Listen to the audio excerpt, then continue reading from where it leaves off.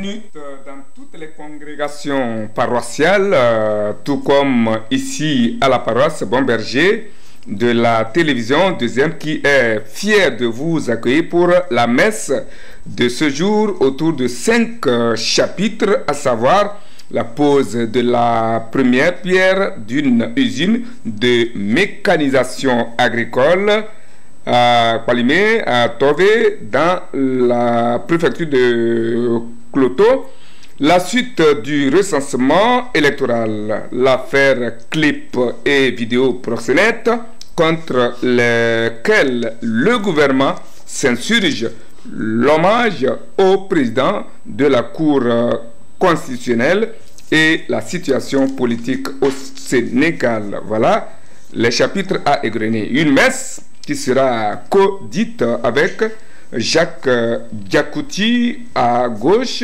journaliste, chroniqueur et analyste sociopolitique. Il est en même temps le directeur de la radio de l'Évangile, JVA, comme sous les gants. Et Abbas, j'ajoute qu'il est le premier président du Conseil national des patrons de presse. Et Abbas Issaka, à droite, directeur de publication du journal Le Magnan Libéré. Tout ça avec la complicité technique de Mati Ibrahim au cadrage et à la régie. Vous retrouvez les doigts aimantés de Alexandre Kialim pour la réalisation et la diffusion. Moi, je suis Eric Tanandé, le prince héritier de la Bina. Avant de démarrer la messe proprement dite, voici un message. Élections régionales 2023. Pour le développement de nos régions et l'enracinement de la décentralisation, mobilisons-nous pour la réussite des élections régionales 2023. Participons au processus dans la paix, la stabilité et la concorde nationale. Togoléviens, bâtissons la cité.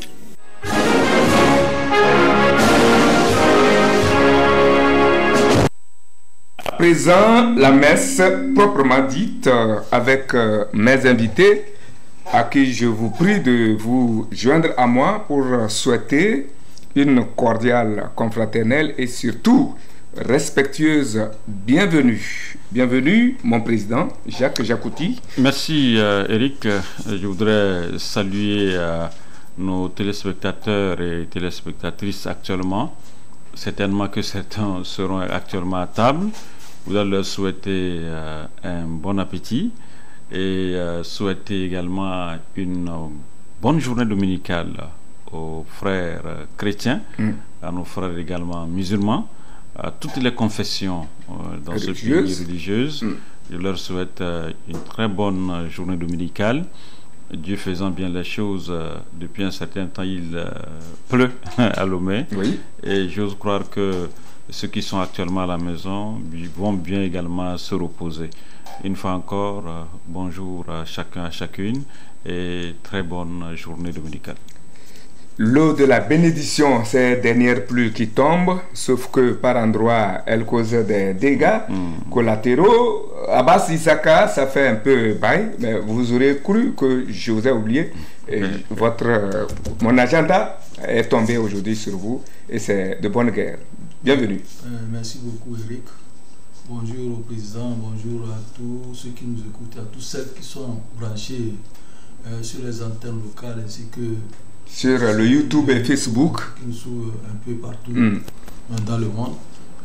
Je leur souhaite un bon dimanche et que la paix règne. Que la paix règne et que prospère la sécurité. Je profite pour souhaiter aussi, pour faire un clin d'œil à tous les enseignants,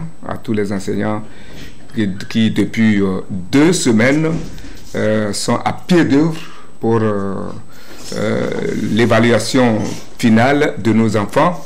Le bac 1 a donné le temps et les corrections sont en train de se terminer. Depuis hier, on est sur les travaux de secrétariat Et je souhaite moins de fatigue à tous ces enseignants qui sont dans ce processus et à tous les inspecteurs qui veillent au grain, à tous les directeurs centraux de l'éducation qui veillent au grain, chacun à son niveau, pour que ces examens se passent dans de très bonnes conditions et en même temps, bonne chance à tous les candidats à ces différents examens.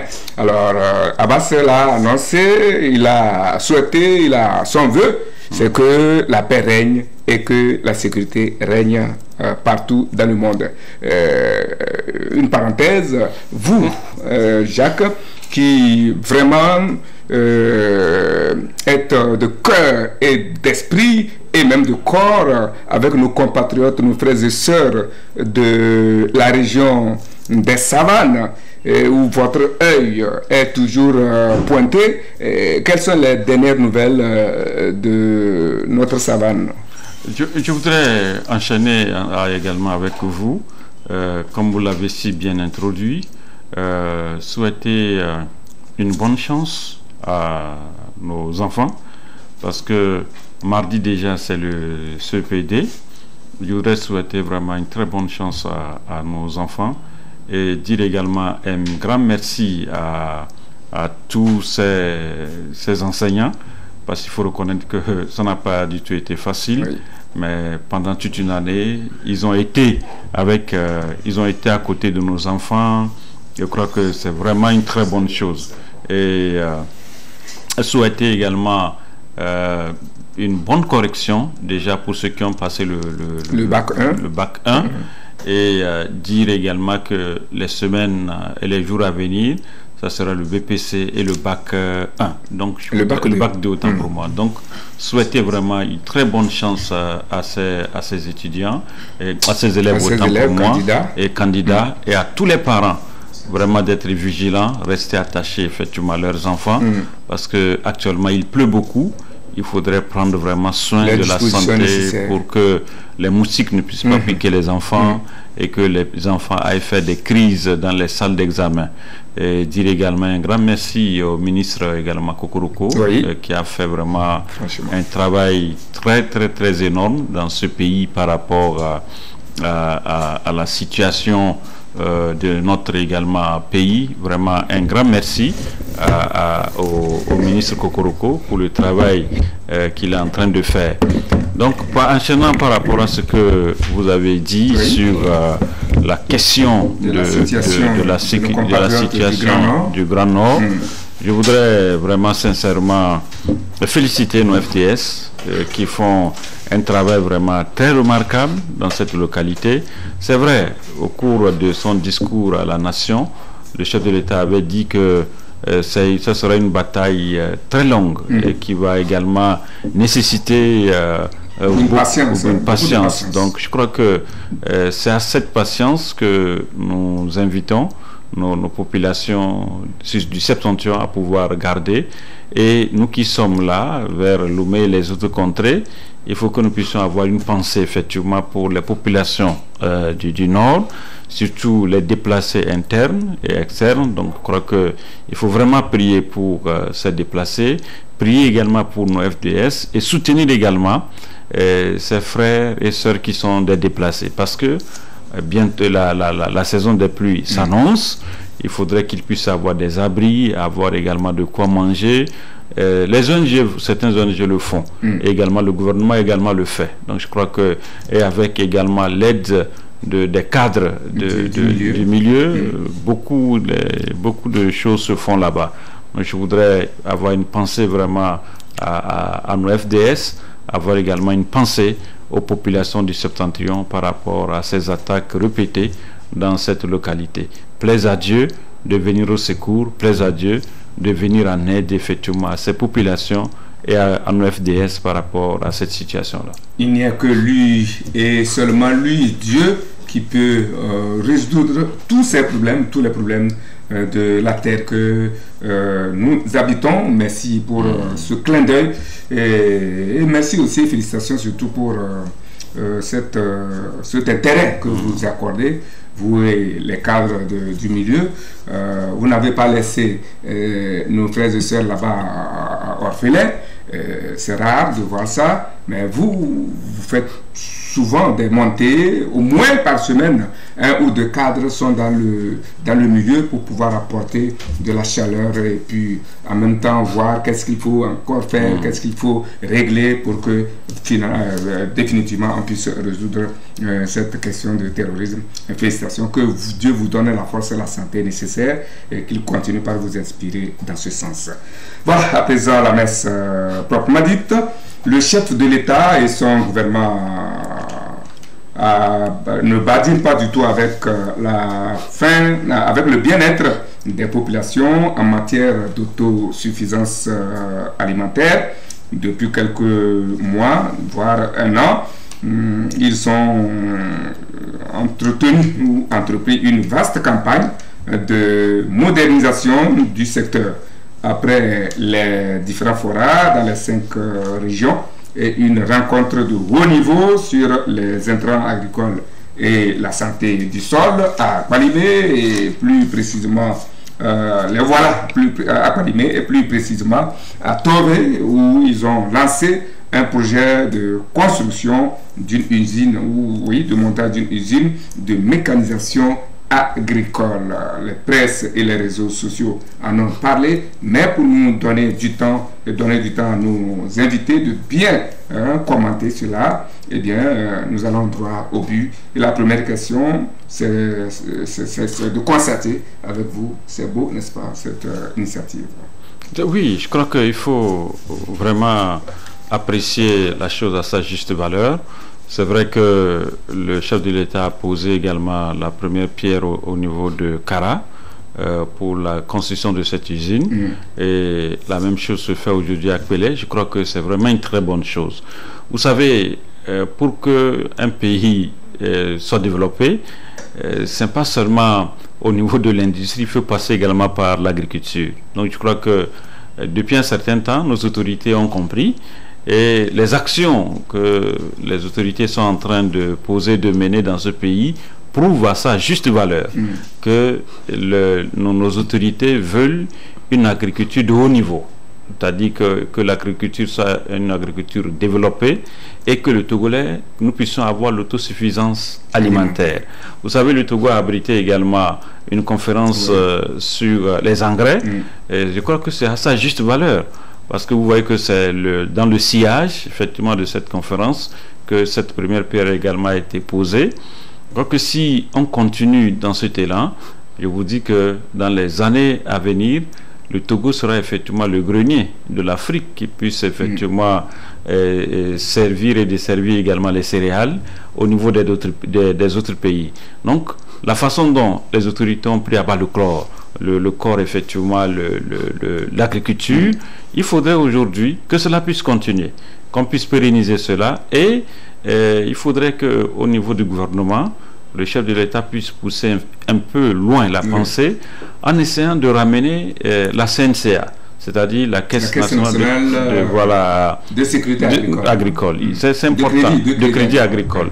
Quoique, vous savez, aujourd'hui nos paysans, Eric, quoi qu'on dise, si vous avez l'habitude de faire un tour comme nous dans certains villages, vous allez comprendre que la plupart aujourd'hui de nos paysans, c'est vrai qu'il y a les coopératives d'épargne et de crédit, il y a les banques, mais je vous dis, la plupart de ces paysans-là ont peur d'amener leur argent vers les banques, d'amener leur argent vers effectivement ces microfinances. Donc je crois qu'il faudrait que nos autorités puissent rassurer effectivement ces paysans lorsqu'on crée par exemple une banque ou bien une caisse nationale de crédit agricole leur concernant. Une caisse dédiée aux agriculteurs. Oui, je vous dis, vous verrez ce qui va se passer dans ce pays. Donc je crois que ce que nos autorités sont en train de faire actuellement, c'est une très bonne chose qu'ils puissent effectivement pérenniser cela et que nos compatriotes puissent avoir à temps les entrants, par exemple l'engrais à leur disposition pour pouvoir effectivement semer.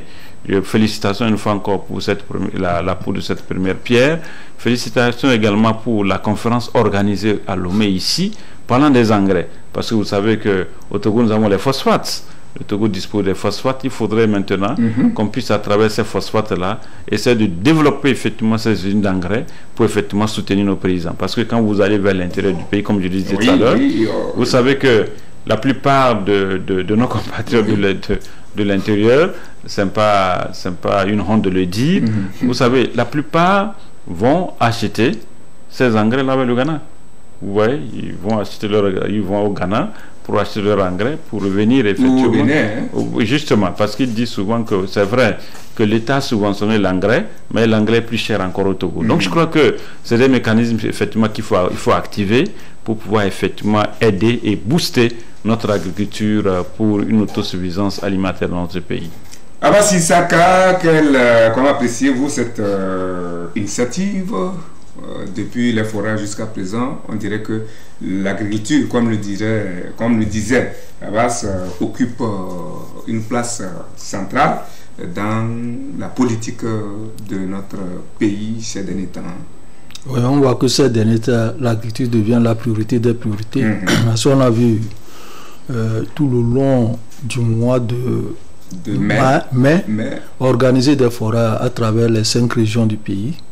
Et aujourd'hui, ce sont les retombées de ces forages, parce que lorsque le chef de l'État a rencontré directement les paysans qui ont exprimé leurs besoins et qui ont dit les insuffisances même des projets qui sont là, il a pris ça à bras le corps et il a été proposé qu'il y aura la construction de ces usines, ces industries, ou bien ces écoles dans les 5 régions.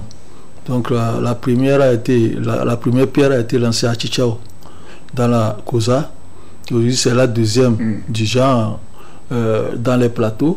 Il reste encore 3 à installer. Et celle qui est installée, qui a été lancée au niveau de l'Institut de Tové, devrait permettre aujourd'hui au Togo d'avoir des infrastructures de production de machines agricoles et du matériel d'irrigation. Il y aura également un laboratoire très puissant qui va analyser la qualité des sols. Je pense que c'est une bonne chose dans le processus de mécanisation de l'agriculture au Togo. Et ceci, il y a 10 jours de cela, le Togo a signé un partenariat avec une conférence épiscopale des phosphates, comme ça, qui va contribuer à aider à la fabrication de ces phosphates et de l'engrais à partir du phosphate. Donc la particularité même qui a été faite au niveau de Tové, c'est qu'il y aura un guichet unique également qui va permettre au transfert aux paysans, même ceux de l'extérieur, à se communiquer beaucoup plus sur la production de l'agriculture. Je pense que c'est une bonne chose parce que la table ronde a beaucoup parlé de ça, puisque la prochaine table ronde aura lieu au Sénégal. Elle n'est qu'une table ronde préparative au niveau de la CEDEAO. Et tous les pays de la CEDEAO, on sait qu'ils ont le même problème au niveau de la destruction des sols. On voit que les sols sont menacés depuis quelque temps. Il y a les engrais qui ne sont pas appropriés, que les paysans utilisent.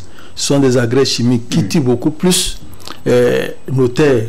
Donc il faudrait éviter la production de ces engrais chimiques où les gens vont les acheter moins cher pour venir et qui constituent même des dangers pour la santé de nous les consommateurs.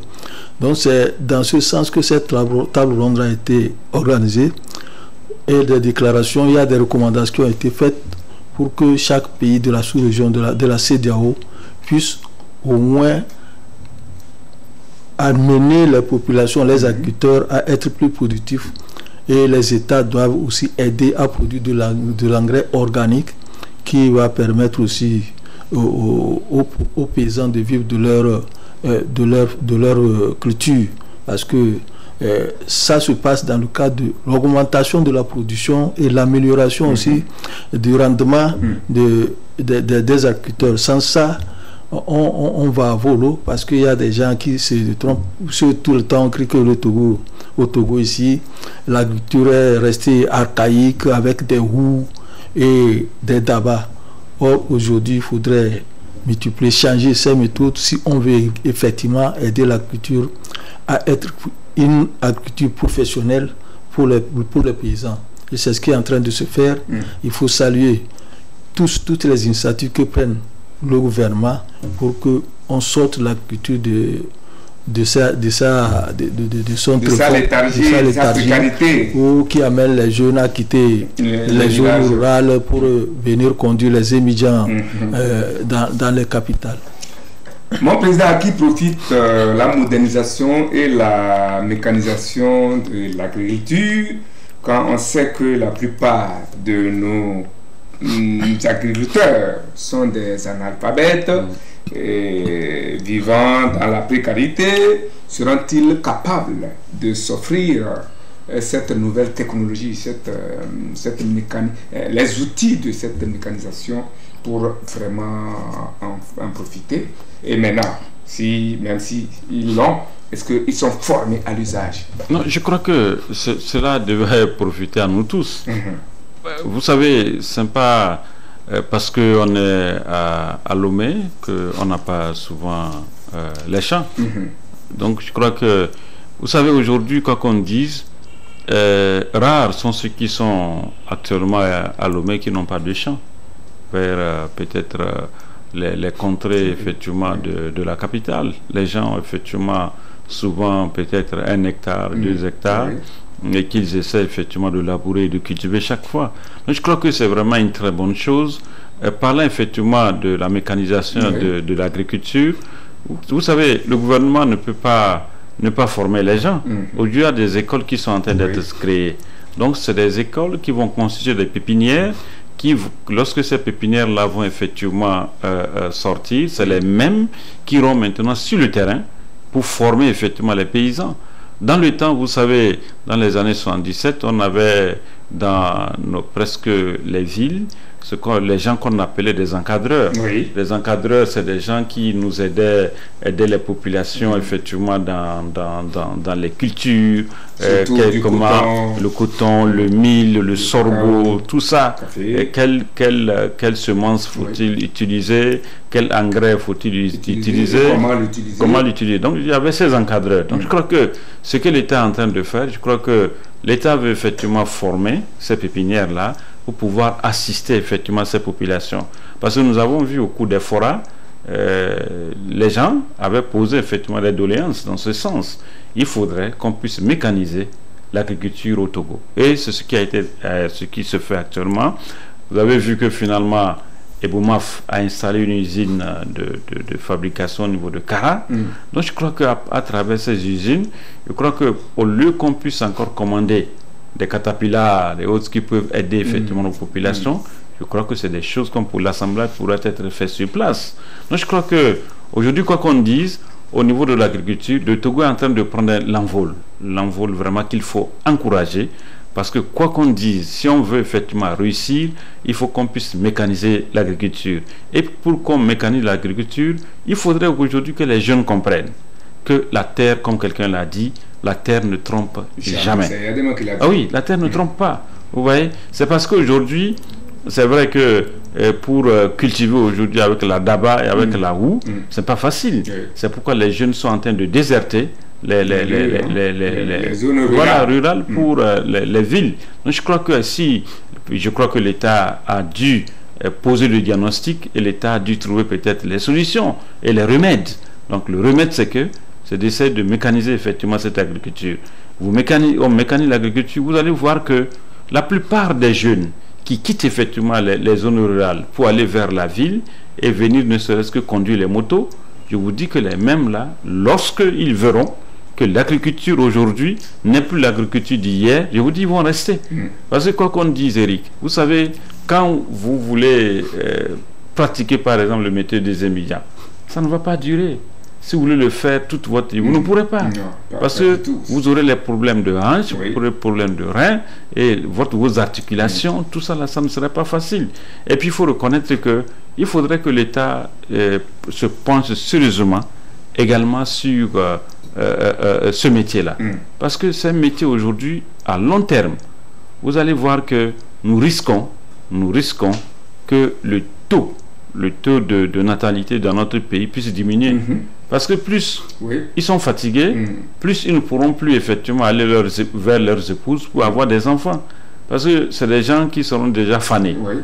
Ils auront les problèmes de hanches, les problèmes de reins. Et puis là, ça va créer des problèmes. Donc je crois qu'avec cette mécanisation de l'agriculture, plaise à Dieu que l'État puisse accentuer effectivement la sensibilisation dans ces zones rurales-là, expliquer le bien fondé à la jeunesse de pouvoir rester pour cultiver. Parce que la terre ne trompe pas. Moi, j'ai toujours donné cet exemple du barrage que Feu Yadema a eu à nous octroyer dans notre localité. Et quand vous allez aujourd'hui, vous voyez ces jeunes dans notre localité, c'est des jeunes qui sont là, ils sont en train de cultiver l'oignon. Ils sont en train de cultiver les choux, les tomates, les carottes. Et puis, ils élèvent également les tilapias. Vous voyez, donc je crois que c'est une très bonne chose. Donc, il faudrait que l'État puisse aujourd'hui soutenir cette jeunesse, mécaniser effectivement l'agriculture et que les gens puissent aimer effectivement cultiver la terre. Et l'autre aspect, il faudrait également que nos parents aussi comprennent. Il ne faut pas toujours continuer par vendre les terrains.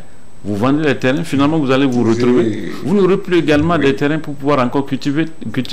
Et c'est ça qui fait également que vous allez voir que la plupart de ces jeunes-là quittent les zones-là pour venir parce qu'ils n'ont plus de terres cultivables. Donc je crois que c'est une vue d'ensemble. Il faut essayer que le gouvernement puisse voir comment aider cette jeunesse-là à rester. Cette jeunesse-là, effectivement, à aimer effectivement la terre. Président, vous avez touché vraiment un aspect très très très important, l'expropriation des terres, qui fait que les jeunes, les rares jeunes qui ont accepté de rester au village, et même nos vieux, nos frères et autres qui sont là, sont confrontés à ce phénomène d'expropriation des terres. J'en veux pour preuve qu'un exemple, entre-temps, n'eût été l'intervention du ministre Akia Deji et d'autres cadres du milieu. Les paysans de Kiamba, Kambole, Bago et autres ont été victimes de ce phénomène-là. On est venu leur dire, eh bien, à partir de ce jour, ces terres, même derrière leur maison, n'étaient pas leur propriété et qu'il fallait donc évacuer. Tout ça là n'encourage pas les jeunes de rester. Ils ont bien envie. Maintenant, on sent que les jeunes ont bien envie de pratiquer l'agriculture. Surtout avec ce qui se profile, mais ils n'ont pas de terre. Ajouté à cela, et la plupart des terrains sont occupés par les barons, par les patrons. Vous n'allez pas descendre sur un terrain comme ça, on vous dira, ah, c'est la propriété de tel. Abbas, votre analyse me plaît là-dessus également. La question était de savoir, par rapport à l'initiative, quel était votre avis, à quoi va servir cette mécanisation, surtout aux paysans qui sont des analphabètes pour la plupart et qui parfois aussi n'ont pas les moyens de s'acquérir ces moyens modernes d'exploitation agricole. Non, ce n'est pas qu'ils soient analphabètes, parce qu'on dit que quelqu'un peut avoir les diplômes, mais celui qui est dans la pratique connaît mieux que celui qui a les diplômes, ce n'est pas les papiers. Donc, avec la formation au niveau des écoles IFAD qui ont été créées par le chef de l'État, par le gouvernement, il y a des jeunes qui ont eu leur diplôme ces derniers temps par rapport à cette formation au niveau des IFAD pour l'agriculture. Donc ceux-là vont descendre sur le terrain, puisque comme le président l'a dit, en temps on avait ce qu'on appelait les encadreurs. Et ces encadreurs, c'est au niveau de chaque ville, de chaque préfecture, on avait mis en place les sourades. Après c'est devenu Togo Grain. Ça a changé de nom. Et finalement, on ne sait pas ce que c'est devenu. Il faudrait qu'on... Non, pas en SAT. Il faudrait qu'on réhabilite ces encadreurs-là qui vont sur le terrain. Comme tu le dis, qu'il y a certains qui sont analphabètes, qui ne vont pas pouvoir s'acquérir ou bien de ces mécanisations, de cette nouvelle donne. Je pense que ça a commencé parce que ce n'est pas la première fois. Depuis là, on parle des ZAP qui sont créés. Et les ZAP, là, ce n'est pas que seulement pour l'agriculture. Il y a l'élevage et la pêche qui sont impliqués. Donc, on rassemble tous ces genres d'activités en un seul lieu où les paysans peuvent s'occuper à faire l'agriculture, à faire la pêche et l'élevage. Et on a mis des forages et autres pour les aider, même en temps de saison sèche. l'eau peut irriguer et alimenter ces genres de choses. Il y a Kara, on avait mis les agropoles, on est en train de les augmenter, ces agropoles, c'était même le point saillant même de la culture pour maintenir les activités tout le long de l'année. Et ça a été fait. Aujourd'hui, si on arrive à mécaniser l'agriculture avec les écoles de IFAD qui sont créées et les infrastructures qui sont en train d'être posées dans les 5 régions du pays, je pense que l'agriculture va profiter à nous tous. Quand les jeunes quittent et ils laissent leurs parents dans le village, il y a une fuite des bras valides qui vont travailler. Finalement, ce sont les vieux là qui sont restés. Et très souvent, ce sont ces vieux là qui encouragent les enfants d'aller en ville. Donc, il faudrait que la sensibilisation aille vers ces vieux paysans pour dire que non, aujourd'hui, vous avez droit à une relève. Et cette relève, c'est vos enfants-là que vous faites. Pourquoi aujourd'hui les gens ne font plus beaucoup d'enfants, alors qu'auparavant, vous allez voir un père de famille qui a plus de 10 enfants, 15, 10, il déploie dans le champ. Il dit que c'est pour les amener au champ. Aujourd'hui, on dit il y a école et les enfants, les gens ont limité les naissances pour dire que si c'est 2, 3, 4, ça me suffit parce que l'école coûte plus cher. Et le problème qui se pose, on a évoqué le problème de vente de terrain inutile. Même pas d'expropriation. C'est les gens qui vendent leur terrain. La dernière fois, j'étais avec quelqu'un de l'actu, ils ont fait ces forats. Après ces forats-là, il y a des missions qui sont allées dans les villages pour voir comment mettre en valeur des terrains. Mais les terrains, on dit que c'est déjà vendu. C'est à ce problème-là que le ministère de l'Agriculture est confronté aujourd'hui. Les terrains sont déjà vendus. Et les propriétaires terrains disent que c'est pour moi. On ne sait pas ce qu'ils veulent en faire. Lorsque vous prenez même la route de Lomé pour aller à l'intérieur, vous allez voir propriété telle, domaine tel. Ils ont même mis des plaques domaine tel sur des espaces cultivables comme ça. On écrit domaine de tel, domaine de propriété privée de tel. Qu'est-ce qu'ils veulent en faire? Alors ça va empêcher le gouvernement de mettre en place ces objectifs. Parce que les activités, on dit aller cultiver. Et vous arrivez, on ne trouve pas d'espace pour cultiver. On dit on mécanise la culture. Sur quel sol on va aller cultiver? Où est-ce que les gens vont aller faire leur champ pour cultiver? Donc il faudrait que le gouvernement aussi puisse prendre ses responsabilités par rapport à ces ventes de terrain ou à ces exploitations également de terrain que les gens vont faire. Vous arrivez, on prend tout un village, on dit que c'est pour la propriété d'une seule personne. Et la personne vient là, et il fait débarquer tout le monde de là, que c'est pour moi, vous devez partir. Il veut faire d'un village quoi, on ne sait pas. Donc il faudrait à ce niveau que le gouvernement puisse prendre ses responsabilités si on veut mettre en place une vraie politique de l'agriculture. Il faudrait qu'on passe par là pour dire que les terres sont des terres arables et cultivables. C'est pour au moins améliorer la culture et la culture dans notre pays. Oui, Abbas, Président, est-ce que vous ne pensez pas vraiment, comme Abbas le dit, que le problème de terrain constitue du plomb dans les ailes des initiatives de l'État?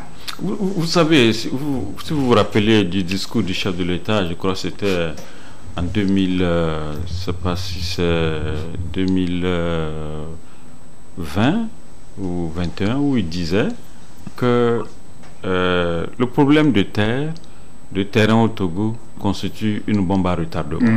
Il a dit, parce que vous voyez ce qui se passe dans notre pays aujourd'hui avec les terres, mais c'est un peu difficile. Mais il faut reconnaître que depuis un certain temps, les choses ont commencé quand même par évoluer avec ce que l'OTR est en train de faire par rapport à l'immatriculation des terrains et autres. Je crois que les choses ont commencé quand même par changer un peu. Mais, vous savez, les mauvaises habitudes ont toujours de la peine, justement. Mais je crois que ce que le gouvernement est en train de faire par rapport à l'identification effectivement de terres aujourd'hui, il a été dit que bientôt ça sera Mwepé et puis vers Michintové. Donc sûrement que l'État veut chercher encore des espaces.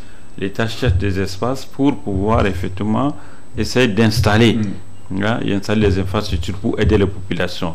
Il faudrait aujourd'hui que les gens comprennent. Mais quand vous prenez par exemple le tronçon, par exemple Lomé d'Apaon, vous allez voir que la plupart des terres que vous voyez, c'est des terres souvent qui sont là, qui ne sont pas utilisées. Parce que c'est les terres. Même le Palimé, quand vous dépassez à Zanouan, vous allez trouver de. Voilà, et puis la plupart de ces terres-là, vous allez voir que les gens souvent plantaient quoi? Les tecs.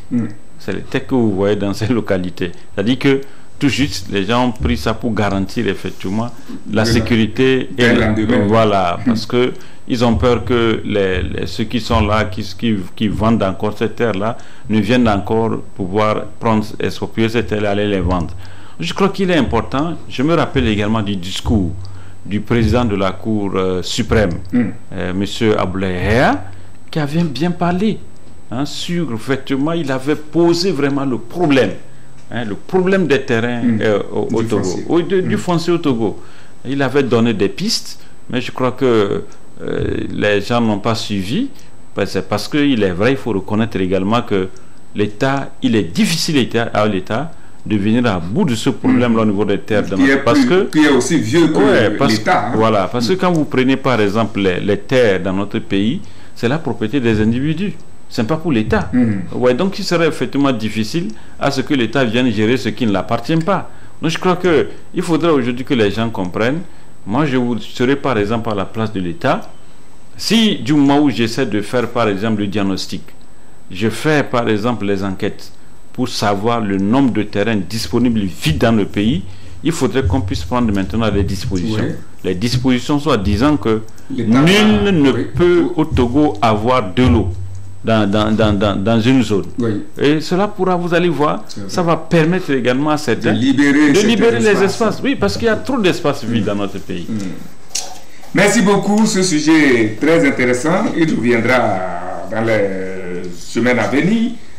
Le recensement, on va changer de chapitre. Le recensement électoral démarré le 20 mai 2023, si je ne me trompe pas, se poursuit avec l'étape de la zone 3, la zone 3 où on joue aux prolongations comme ce fut le cas dans les deux autres zones.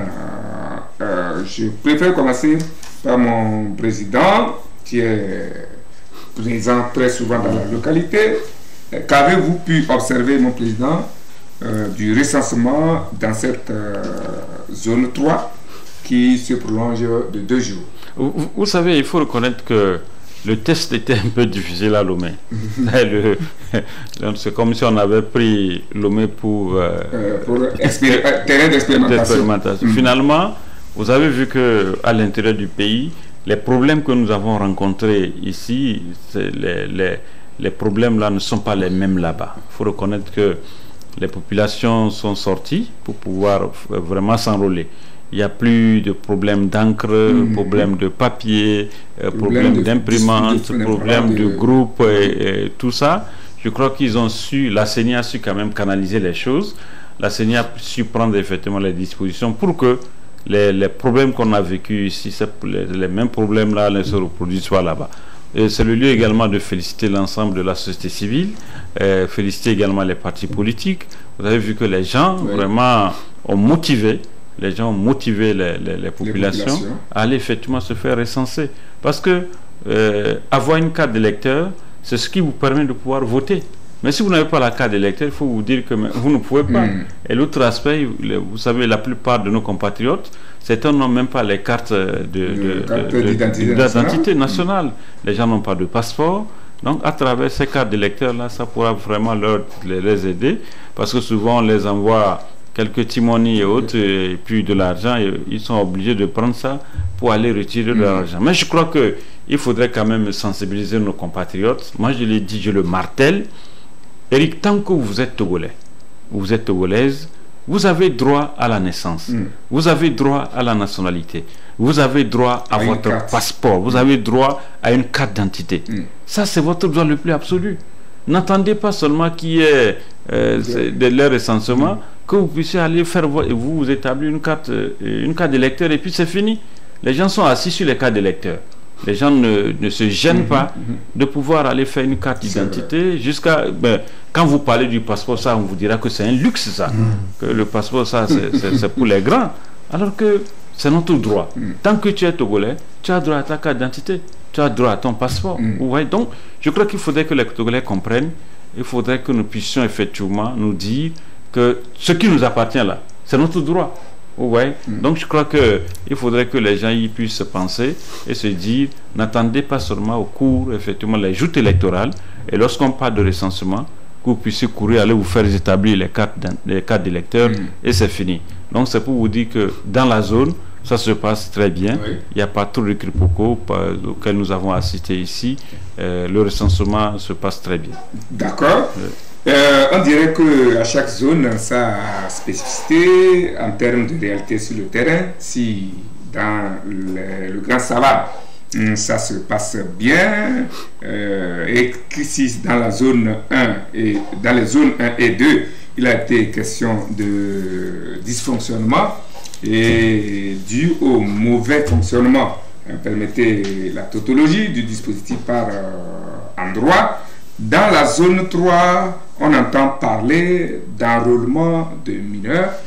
Je fais surtout allusion à ces rumeurs qui font état de soupçons par certains de ce que certains délégués de certains partis politiques, de ce que ces mineurs auraient été enrôlés et étaient en passe d'être recensés.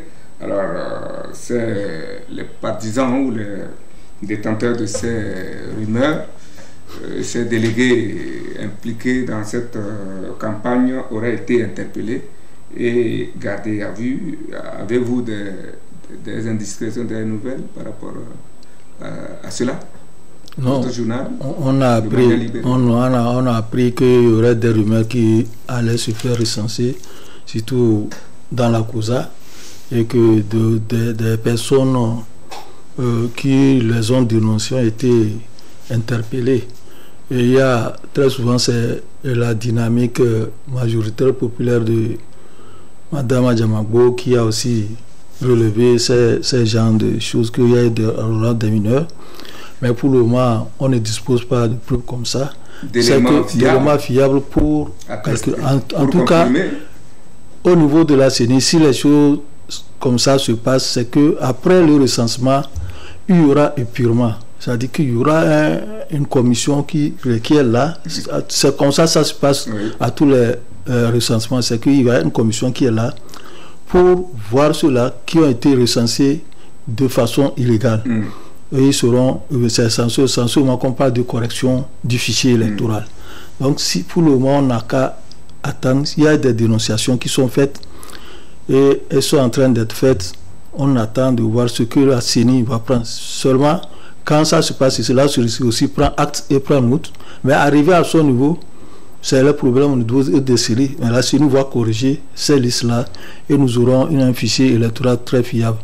Donc il faut remarquer de l'autre côté que la zone 1 a été considérée comme une zone d'expérimentation et que même tout le long du processus de recensement dans la zone 1, les gens n'ont pas été satisfaits comme ça se passe actuellement dans la zone 2 et dans la zone 3.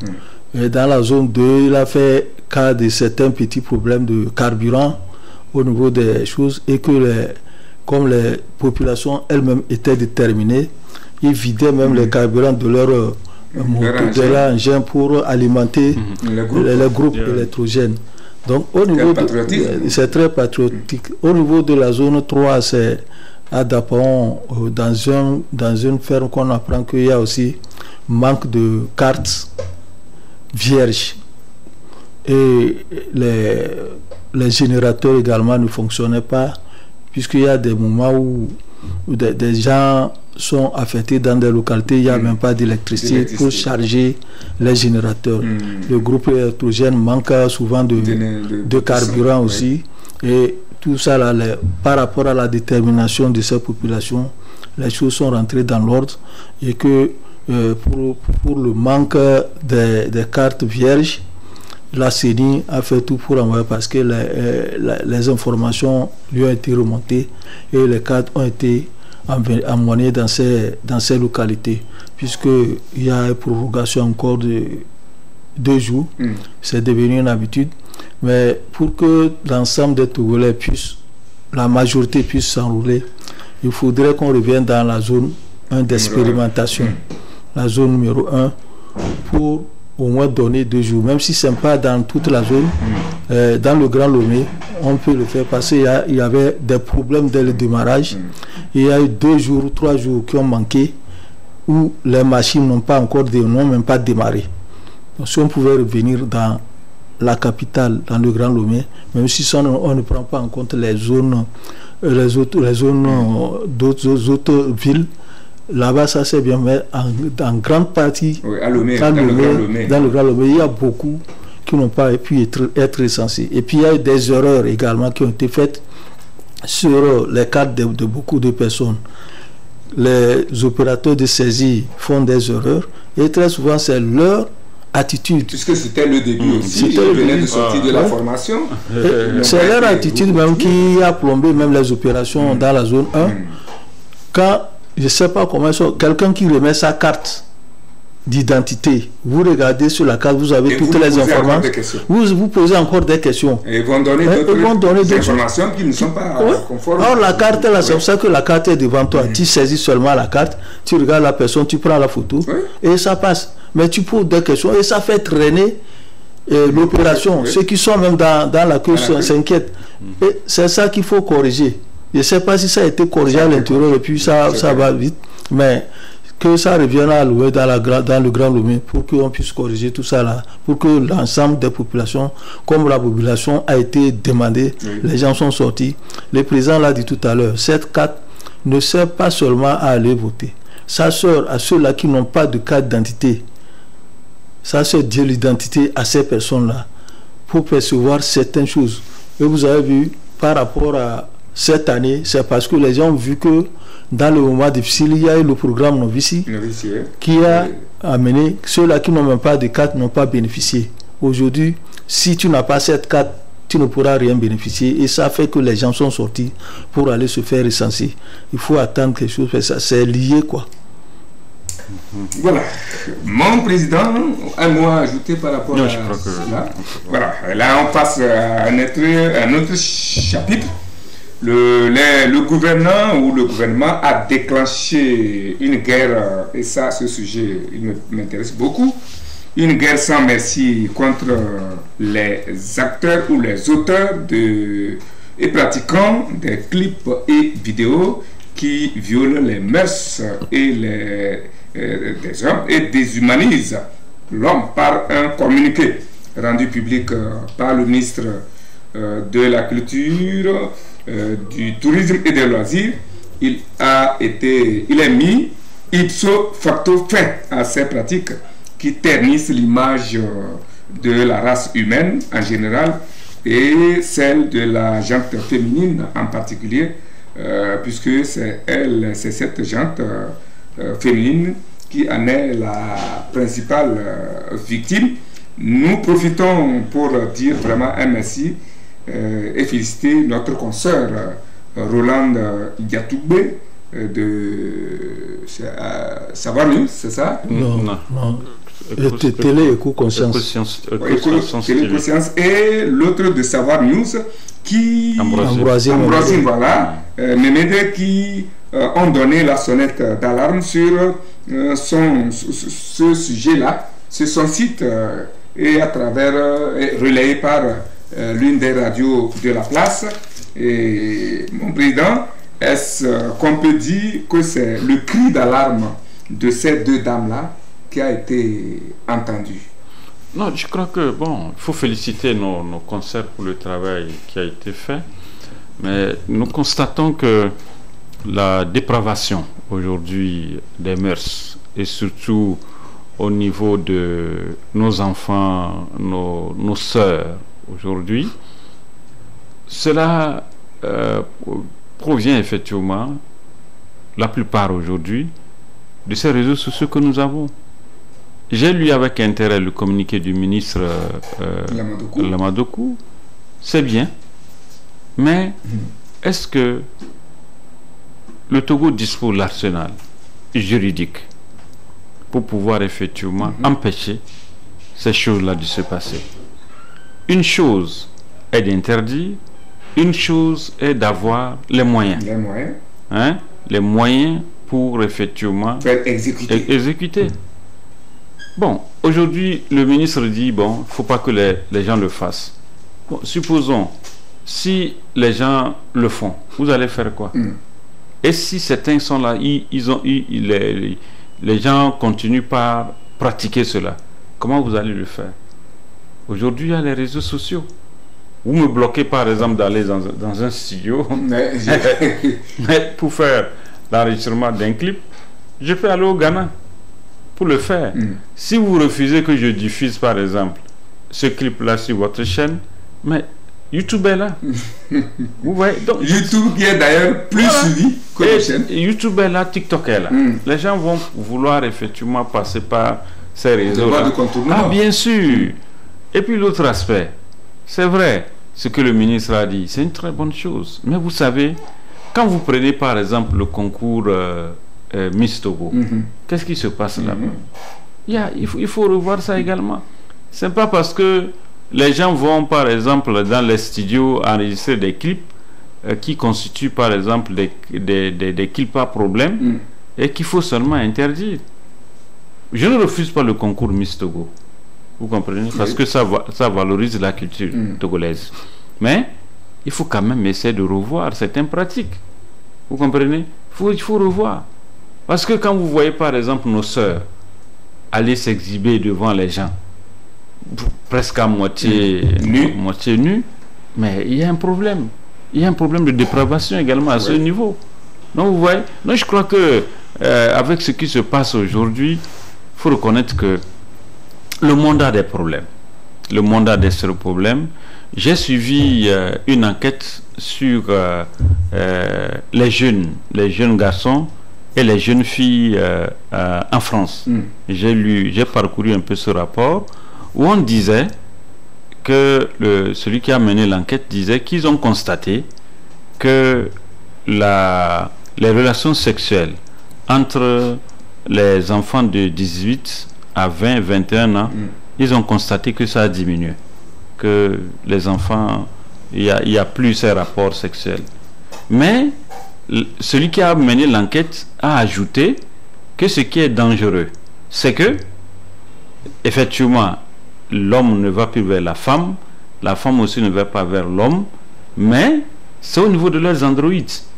C'est-à-dire que les jeunes, ils suivent les films pornographiques et ils sont satisfaits. Ils se masturbent. Mais quand vous voyez un peu là où cela nous amène, moi je crois que une chose est d'interdire, une chose est d'avoir les moyens nécessaires. Éric, vous vous rappelez dans ce pays, c'est un conseil des ministres qui a été dit d'interdire les sachets plastiques dans ce pays. Mais qu'est-ce qui a été fait? Les sachets plastiques, ça continue. Est-ce que quelque chose s'est arrêté? Ça ne s'est pas arrêté. Moi, je vois que notre pays, vraiment, nous savons bien élaborer les lois, mais l'application devient problématique. Vous voyez? Donc, je crois qu'il faudrait aujourd'hui, il faut mettre de la rigueur. C'est important. Si aujourd'hui, par exemple, vous prenez le cas... Je crois que le ministère de la Sécurité aussi doit s'impliquer là-dedans. Mais c'est pourquoi j'ai dit, au fait, cette disposition ne devait pas seulement concerner le ministère de la Culture. Ça devait prendre en compte le ministère de la Sécurité, le ministère de l'Action sociale, le ministère des droits de l'homme, et puis peut-être le ministère également de la communication. Pourquoi pas? Ouais. Donc voilà ces ministères-là qu'on devait mettre en branle ensemble. Moi je crois que c'est vrai, le ministre a fait un travail préliminaire. Il faudrait maintenant ratisser large. Ratisser là dans ce sens que, bon, quand on nous dit, Eric, de ne pas par exemple diffuser ces genres de clips et de choses au niveau de la radio, de la télévision, vous savez, dans les bars ça pleut. Mais c'est ce que je voulais dire. Mais même les androïdes que vous le clip à question, hier je l'écoutais de ma chambre dans un bar qui est tout près de moi. Donc je crois qu'une chose est de le faire, une chose est de l'appliquer. Vous savez, dans ce pays il était question, quand on avait dit aux gens que si tu sors, tu n'as pas de casque, tu ne peux pas. Mais en ce temps, les gens s'amusaient. Mais finalement, aujourd'hui, on a vu que ça a pris. Quand on parle des ceintures, lorsque tu rentres dans sa voiture, aujourd'hui, certains, le premier réflexe, dès qu'ils rentrent dans leur voiture, ils mettent toujours la ceinture de sécurité. Vous voyez? Donc, je crois qu'il faudrait aujourd'hui qu'on puisse effectivement éduquer nos enfants. Parce que, Eric, il faut qu'on se dise la vérité. La meilleure formation, la meilleure éducation, la meilleure prise de conscience au sein de la cellule, c'est la cellule familiale. C'est la cellule familiale. Ça, c'est la question de papa et de maman. Avant que les autorités n'interviennent, il faudrait que papa et maman soient conscients de ce que les enfants font. Parce qu'un papa qui achète l'Android, il remet par exemple à son enfant. Et papa ne contrôle pas. Maman ne contrôle pas aussi. Est-ce que vous savez ce que l'enfant utilise le téléphone pour faire? Non, c'est ça. Mais je crois qu'aujourd'hui, la dépravation des mœurs dans notre société est devenue vraiment accrue. Et à la lutte où vont les choses, mais on a peur. Donc je crois que c'est une très bonne chose à notre du ministre. Et il faudrait aujourd'hui que les ministères que je venais de citer tout à l'heure, que ces ministères également se joignent effectivement au ministre pour avancer. Abbas, quelle chance pour cette mesure que nous saluons tous ici. Quelle chance pour elle de prospérer, surtout lorsqu'on sait que cette pratique est une nébuleuse, comme le disait le président tout à l'heure. Oui, est-ce qu'il y a une chance? Parce que ce n'est qu'un communiqué. Ce n'est qu'un communiqué qui n'a pas force de loi. Qui veut dire que ça peut passer, on ne peut rien faire à quelqu'un. Et quand ça se passe ainsi, c'est que les gens se disent c'est bien, mais le problème, qu'est-ce qu'il faut faire pour arrêter ça? Entre-temps, nous savons qu'au niveau même de la presse, on avait créé il y a longtemps un observatoire pour l'image de la femme dans les médias, au TIFEM.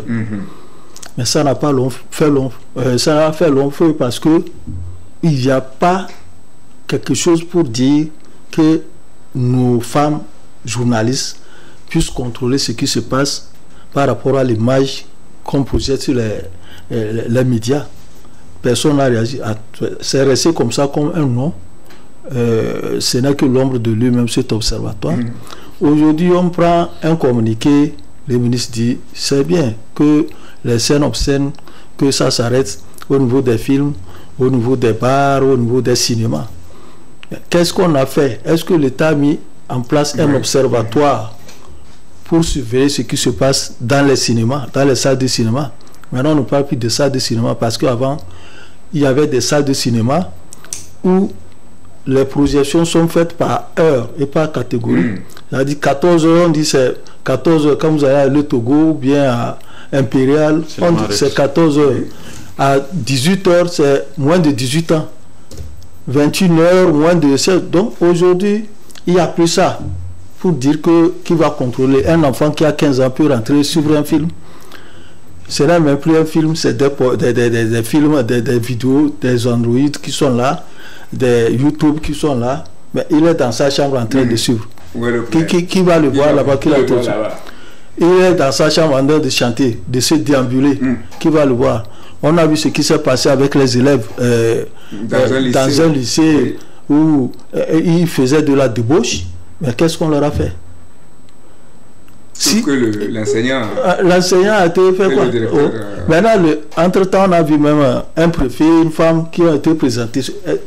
Qu'est-ce qui s'est devenu? Donc, ce problème-là, il faudrait, quand on veut prendre quelque chose, qu'on creuse d'abord, qu'on sache ce qu'on veut faire avant de mettre des explosions. Je me rappelle que pendant la transition, c'était le ministre Freitas qui était à la culture, où c'est en ce moment qu'il y a les gens de la danse de Mapuka étaient sortis. Et il devait faire un spectacle ici au Palais des Congrès. Mais le ministre, là, compte tenu du fait que ça risque d'amener des problèmes de mœurs dans notre pays, il a interdit le spectacle. Et les Ivoiriens, ils étaient prêts, ils étaient même arrivés, tout ça là, mais le spectacle n'a pas eu lieu. Est-ce qu'aujourd'hui on peut interdire ces genres de spectacles par rapport à travers un seul communiqué? Il faut aller plus loin que le communiqué. Il ne faut pas qu'on s'arrête au communiqué, parce que quand vous voyez, il faut demander qu'on sensibilise nos enfants. Parce que l'éducation, c'est depuis la maison. Après la maison, c'est dans les établissements scolaires. Mais s'il n'y a pas ces sensibilisations, ces éducations on ne pourra rien faire. Le communiqué reste un communiqué tant qu'il n'y a pas quelque chose qui va amener les enfants à avoir peur pour dire que voilà ce que je suis en train de faire là, je risque ceci, je risque cela. Mais il n'y a pas. Et on dit communiquer, on interdit ça, on interdit la publication des choses obscènes sur les... alors que nous sommes là en pleine révolution Internet. Voilà. Tous les jours, ça s'écrit, tous les jours, les choses... Ajouter à cela, certaines chaînes, les Novelas, tout ça là, qui sont là. On passe des choses pires, mais je crois que vraiment c'est une belle loi. Mais dans l'application, ce n'est même pas une loi, c'est un bon communiqué pour amener les gens. Mais dans l'application, qu'est-ce qui va se passer? C'est compliqué, hein? Vraiment, ça sera compliqué. Non, je crois que quand vous parlez par exemple de télévision et autres, c'est pourquoi je disais, ça c'est au niveau des parents.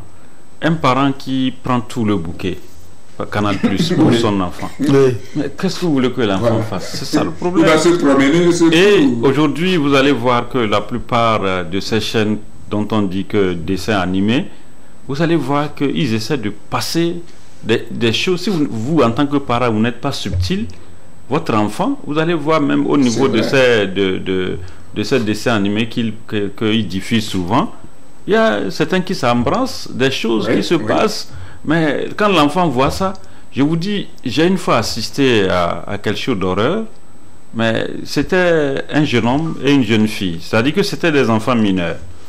Ils sont allés pour se doucher. La petite était avec le petit garçon. Parce que la petite a vu le truc devant le garçon. Il se dit, mais ça c'est quoi? Parce qu'elle voit qu'elle n'en a pas. Elle a autre chose. Elle a autre chose. La petite est allée prendre la lame. Elle a coupé. Oui, elle a coupé la chose. Parce qu'elle dit, non, mais que ce que son frère détient là, c'est pas normal. Que c'est anormal. Ça ne ressemble pas à non. Vous voyez, donc elle a coupé. Donc c'est pour vous dire quelque part, c'est pourquoi il disait, tout peut dépendre effectivement des familles, de papa et de maman. Ça, je vous dis, l'État ne viendra pas éduquer nos enfants à notre place. Les enseignants, les professeurs ne viendront pas éduquer nos enfants à notre place. Lorsque votre enfant sort par exemple de la maison, vérifiez toujours le sac de votre enfant. Parce qu'il y a certains enfants, quand ils veulent quitter la maison, ils ont toujours deux tenues. La tenue qu'ils portent pour aller à l'école et l'autre tenue quand ils vont à l'école. Et ils vont aller faire autre chose. Ça se passe à peine midi sonne, vous allez...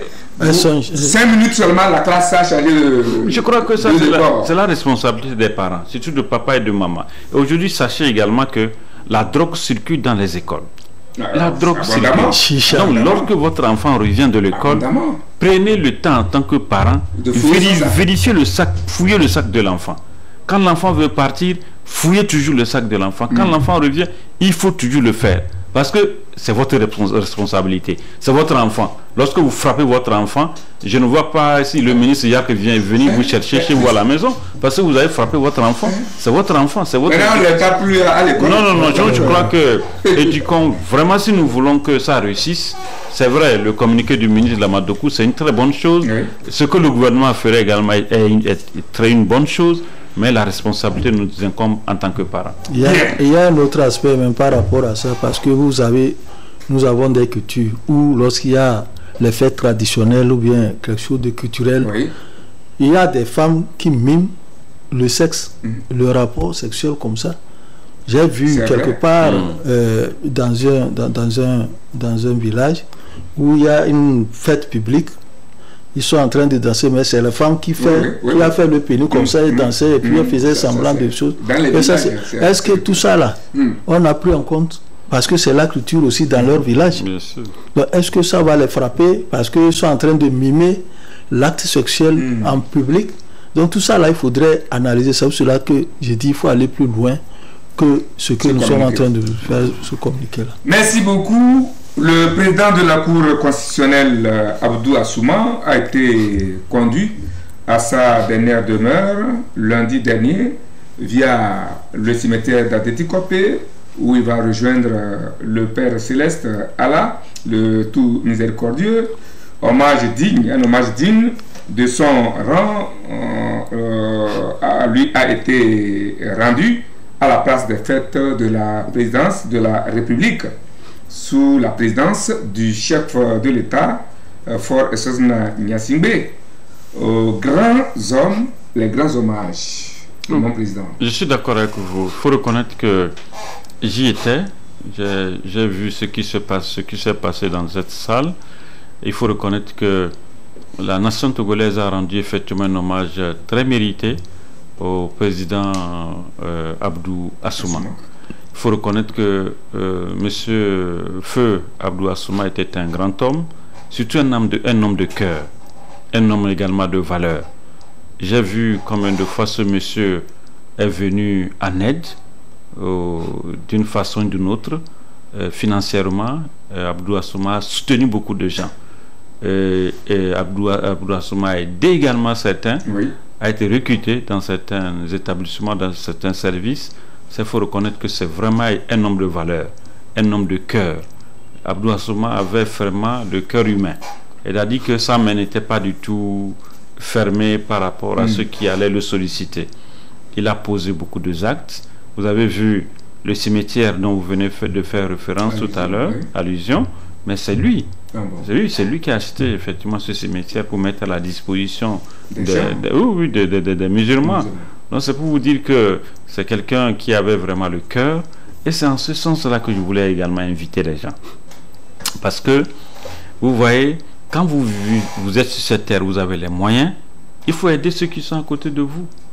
Aider les jeunes. Aider ceux qui ont la possibilité. Si vous avez la possibilité de pouvoir aider les gens, il faut les aider. Aujourd'hui, quand vous suivez un peu le témoignage des uns et des autres, ce que les gens rendent sur M. Abdou Assouma, on sent que vraiment c'est un monsieur. Ça va être tracé pour bien le paradis, sûr. Hein? Et puis vous savez, quand on nous parlait de système de djihadistes et autres, vous vous rappelez qu'il était le premier à organiser une conférence dans ce pays, dans ce sens-là, entre l'islam et les religions, chrétiens et tout, et les attaques. Il était le premier à le faire dans ce pays. C'est comme s'il était visionnaire. Et en ce moment, on ne parlait pas d'attaque. Mais il a organisé cette rencontre-là à Lomé, et nous avons vu ce que cela donne aujourd'hui. Donc vraiment, je tenais sincèrement à rendre grâce à Dieu pour sa vie, parce que personnellement, je l'ai côtoyé à plusieurs reprises sur certains sujets, parce que la main sur la conscience ici, je voulais vraiment lui témoigner là où il est, toute la gratitude de la presse togolaise.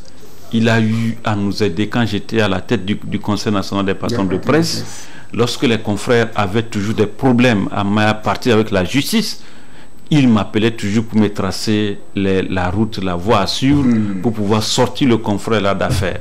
Donc vraiment, je tenais sincèrement à lui rendre hommage également. Le jour quand j'ai appris que le gouvernement a organisé ces hommages, je me suis dit non, il faut que je puisse m'y rendre également. J'y étais effectivement pour rendre hommage à ce monsieur qui a été vraiment un artisan effectivement de la paix entre les religions, et surtout ça m'est tendu vers effectivement les nécessités et également vers les pauvres. Abbas, que la telle histoire légère. Qu'elle soit vraiment légère. Abbas Issaka.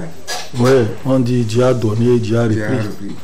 Donc Abdou Assouma était un grand homme. Il fut un grand magistrat, émérite de haut rang, qui a beaucoup contribué pour même l'instauration et l'installation de la démocratie et dans notre pays. Des droits de l'homme. Oui, pour les droits de l'homme. Bien sûr. En 87, lorsque Agbouebo était allé en Belgique par rapport à cette session des droits de l'homme, c'est lui qui est revenu rendre compte à Feu Adema que tel que les choses se passent, il faudrait qu'on crée une commission nationale des droits de l'homme au Togo. Et Adema l'avait engueulé pour dire que qu'est-ce que c'est que ça. En 87, il va oser parler des droits de l'homme à Feu Adema. Et Agbouebo a passé par ces moyens, méthodes et autres là pour convaincre Adema. Et Adema a dit bon, tu peux aller, mais est-ce que tu vas aller seul? Et Agbouebo dit je ne peux pas aller seul, je vais me faire accompagner par quelqu'un. Et Adema dit bon, désire quelqu'un. Et il a dit c'est Abdou Assouma qui va l'accompagner. C'est comme ça, et Adema a été convaincu, Abdou Assouma est allé. Ils sont revenus au Togo et Adema a autorisé l'installation, la création de cette CNDH. Agbouebo était président lui aussi, il fut le vice-président de cette commission. Et c'est comme ça, ça a évolué jusqu'à... On connaît même son parcours, le parcours de Abdou Assouma, grand magistrat, procureur de la République, tout ça là, président de la Cour d'appel, président de la Cour suprême, président même de la Cour constitutionnelle. Et il est plein d'humour. Lorsque il organise une conférence, c'est-à-dire même aux différentes délibérations, il y a beaucoup d'humour dans le langage. Il est plein d'humour. Donc c'est quelqu'un, il est très relax dans ses propos. Donc je pense que Abdou Assouma a fait beaucoup pour ce Togo. Il a construit une grande mosquée pour les musulmans à Vera-Dogomé. Et déjà chez nous, si quelqu'un construit une grande mosquée, c'est que sa place est tracée. À part la grande mosquée, il y a le cimetière qu'il a offert aux musulmans. Le cimetière où lui-même il a été enterré. Et il avait créé, le président l'évoquait tout à l'heure, c'était une fondation islamique. Et cette fondation a animé des conférences internationales qui avaient réuni et les religieux catholiques, protestants et autres, les musulmans, sur des thèmes de terrorisme. Qui est rare. Et c'est donc ce qui veut dire que ce monsieur, on ne peut que lui rendre les hommages dont il a mérité la dernière fois. Et la présence du chef de l'État en ces hommages en est une preuve. Je pense que le chef de l'État connaît la grandeur de cet homme, la grandeur de ce monsieur qui a beaucoup fait, qui s'est donné beaucoup pour le Togo. Et lorsque nous avons suivi même les témoignages, quand vous suivez les témoignages du ministre des Droits de l'Homme, qui a fait parler son parcours, je pense qu'il n'y a pas quelqu'un, un Togolais qui ne va pas trémousser. Je pense que c'est une bonne chose qu'Allah, le Tout-Puissant, l'accepte dans son royaume et qu'il repose en paix. Vivement qu'on puisse retrouver un autre Abdou Assouma. Mais cette question pour vous, Abbas Isaka, en votre qualité de musulman, par le décès de M. Assouma, où nous avons compris que la politique est au-dessus de la religion. Dans le Coran, je parle sous votre contrôle, il est dit que tout musulman rappelé à Dieu doit être immédiatement expédié à lui. Mais Abdou Assouma, musulman de son état, a fait au moins une semaine à la chambre froide avant d'être embarqué pour la maison d'Allah. Je parle, je le répète, sous réserve et sous votre contrôle. Abbas, qu'est-ce qui peut... Comment on peut expliquer? Est-ce qu'on peut dire là qu'il y a viol de la loi islamique? Non, il n'y a pas viol. On ne peut pas avoir des règles sans exception. D'accord. Parce qu'il y a des personnalités qui, lorsque ça se passe ainsi, on doit la garder. Parce qu'on ne peut pas immédiatement enterrer la personne. Peut-être ce qu'on pouvait faire et que les gens n'ont pas appris, c'est qu'on pouvait l'enterrer et faire sortir son cercueil pour faire la prière. L'exposition. Ouais. La dernière fois, je discutais même de ça avec mon grand frère qui disait que non, que seulement on l'a trop gardé dans le froid. Qu'on l'a trop gardé dans le froid. Et je lui ai dit, bon, peut-être que c'est par rapport à sa personnalité. Il dit oui, il a compris, mais tel que ça est dans le Coran, on devait l'appliquer comme ça et le faire hommage à partir de son cercueil. On a vu également quand Nachaba était décédé, il avait été conservé. Donc ce n'est pas le premier cas où c'est comme ça il parle. Il dit qu'il y a des exceptions. Ce n'est pas tout qu'on doit suivre à la lettre ce qui est écrit. Ce n'est pas un viol, mais il y a des exceptions. D'accord. C'est clair maintenant dans l'esprit de ceux qui soupçonnaient cela. On finit avec ce sujet à l'international. Si le président de la Cour constitutionnelle qui vient d'être inhumé est mort d'une mort naturelle, ce n'est pas le cas pour les dizaines, voire les centaines de Sénégalais et Sénégalaises qui tombent comme des mouches sous les canons et autres armes depuis plus d'un mois. Jacques, est-ce que les Sénégalais avaient vraiment besoin de ça? Pas du tout. Le Sénégalais n'avait pas besoin. Et qui connaissent un peu la démocratie au Sénégal, personne n'y oserait. Mais vous savez, aujourd'hui, Eric, vous avez bien fait de poser la question. Nous devons reconnaître qu'en Afrique, on n'a pas de modèle de démocratie. Nous sommes assis effectivement sur des pacotilles de soi-disant démocratie. Parce que quand vous jetez un coup d'œil sur ce qui se passe aujourd'hui, pas seulement en Afrique, mais dans le monde, il n'y a plus de modèle de démocratie. Si on me disait que au Bénin, ici à côté, le Bénin allait organiser des élections, que l'opposition ne puisse pas participer à ces élections, je n'allais pas croire. Vous vous rappelez qu'il y a eu la législature qui est partie, il n'y avait pas d'opposition au sein de l'hémicycle. Donc c'est pour vous dire que aujourd'hui, il faut effectivement que les pays africains puissent développer les modèles de démocratie appropriés effectivement à ces pays. Parce que si nous voulons respecter les modèles démocratiques dans ce qui se pratique dans le monde, nous risquons d'avoir des problèmes. C'est ça à quoi nous sommes en train d'assister au Sénégal. Voilà quelqu'un qu'on a accusé de viol, de tentative d'assassinat, et qu'on requalifie encore. On requalifie les faits, finalement pour dire que c'est une corruption de la jeunesse. Donc c'est pour vous dire que quelque part, l'Afrique est vraiment un talent merveilleux par rapport justement en matière de justice. Vous voyez? Donc, le président Macky Sall n'avait pas besoin de ça. Vous savez, j'estime beaucoup Macky Sall. Je l'aime beaucoup parce que Macky Sall, c'est quelqu'un de très posé. C'est quelqu'un qui a œuvré, pour ceux qui connaissent un peu le Sénégal, vous le diront. Macky Sall a beaucoup travaillé pour le Sénégal. Macky Sall n'avait pas besoin de tout ce qui se passe là avant de quitter le pouvoir. Mais autre chose également, il faut reconnaître que Ousmane Sanko aussi n'avait pas besoin de tenir tête également à Macky Sall. Et non, pas à Macky Sall, oui. à la justice. Oui, à la justice. Parce que ce n'est pas Macky Sall qui l'a convoqué à la justice. Vous voyez? Donc je crois que, Dieu merci, aujourd'hui, les esprits ont commencé par s'apaiser. Parce que ce qui s'est passé là-bas, il faut reconnaître que c'était trop fort et violent. Vous voyez, les gens qui sont allés attaquer les universités, attaquer les écoles, attaquer les stations d'essence. Mais ça, c'est vraiment grave. Très grave. Donc je crois que, vous savez, ils ont une spécialité également là-bas, avec les chefs religieux. Ils arrivent à passer des messages. Et je crois que ce qui est en train de se faire, plaise à Dieu effectivement que la paix revienne au Sénégal. Voilà. Abbas, votre avis pour terminer par rapport à ce sujet et mettre... Non, je pense que les gens sont allés trop loin dans cette histoire de Macky Sall. Je pense que c'est ce problème de troisième mandat qui fait couler beaucoup d'encre de salive là-bas.